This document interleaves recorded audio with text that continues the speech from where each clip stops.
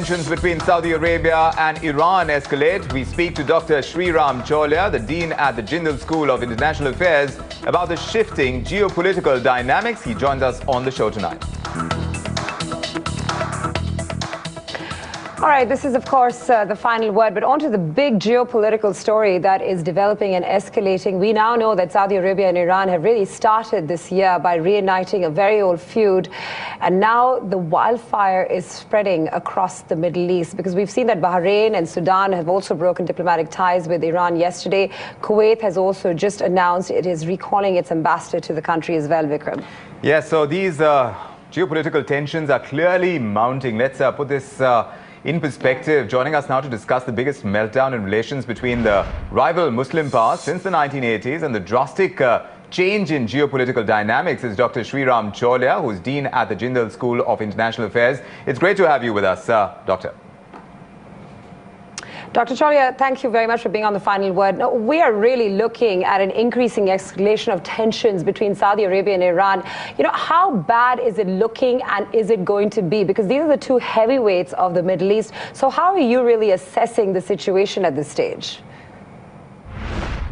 It is a serious problem in the sense that these two are the heavyweights of the Middle East, and to have them come out of a kind of a proxy war and to become more confrontational, and potentially the fault lines have become wider now. So it is going to seriously impact security, and with implications for the wars in Syria, in Yemen, in Iraq, and also for commodity prices. It's going to, I think, have a cataclysmic impact. Unfortunately, the idea was that these two regional superpowers should be accommodated and should understand each other's interests and somehow come together in the larger interests, but unfortunately it's not happened.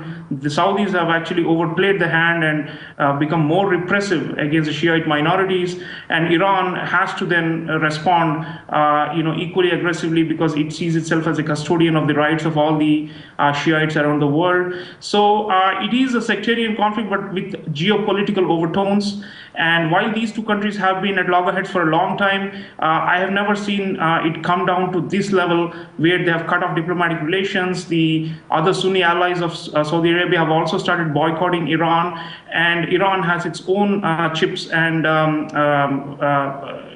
factors to be able to counter this attempted isolation.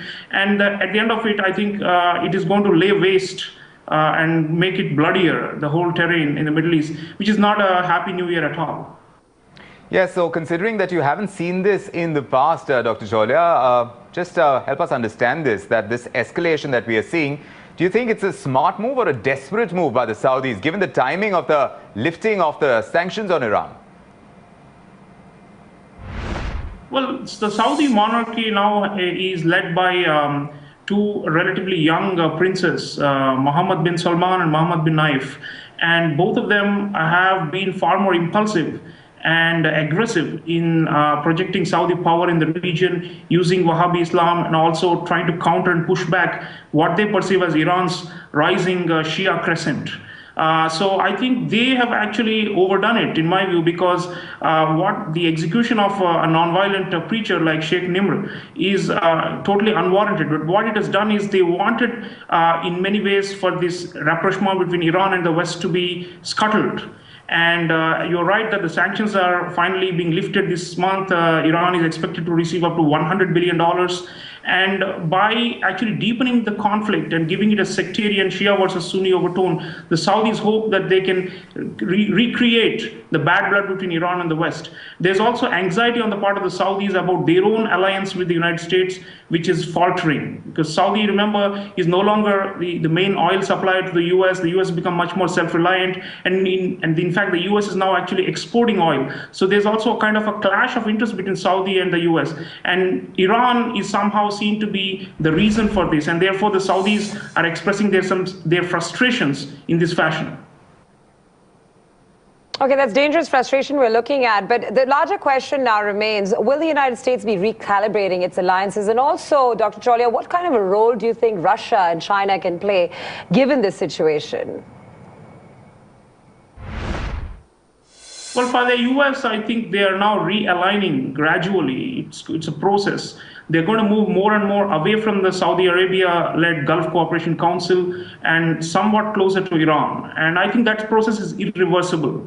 And therefore, this adjustment period is the most painful and the most dangerous, because the ones who are losing out, which is Saudi Arabia, which depended on US alliance for regime stability and for itself to be powerful and meaningful in the region, they are feeling extremely insecure. So I think the US will try to reassure the Saudis, but also try to rein them in, because this dangerous game of going after minorities and in many ways fanning Sunni fundamentalism is also having adverse impact on the rise of ISIS and its continued growth. And therefore, I think the US will have to chastise the Saudis to some extent. As far as China and Russia go, it's interesting because they have been closer to Iran. And in a way, it will be helpful from the larger systemic point of view if Russia, China, and the United States, especially Russia and the United States, work together. While the Americans cool down the Saudi tempers, the Russians can indeed ask the Iranians to be more reasonable. And that's the best case scenario, really, to stop this confrontation from escalating even further and creating more and more proxies on the ground in many of these conflicts. Sure, yes, Dr. Chaulia, I completely understand. As far as Russia is concerned, though, getting them to be reasonable on this, now that might be a task in itself. But at this point in time, we're seeing those geopolitical tensions mount. We'll be tracking what happens on that count, considering the impact it's having on global markets as well. Thanks, Dr. Chaulia, for joining us with your perspective on this. We'll take a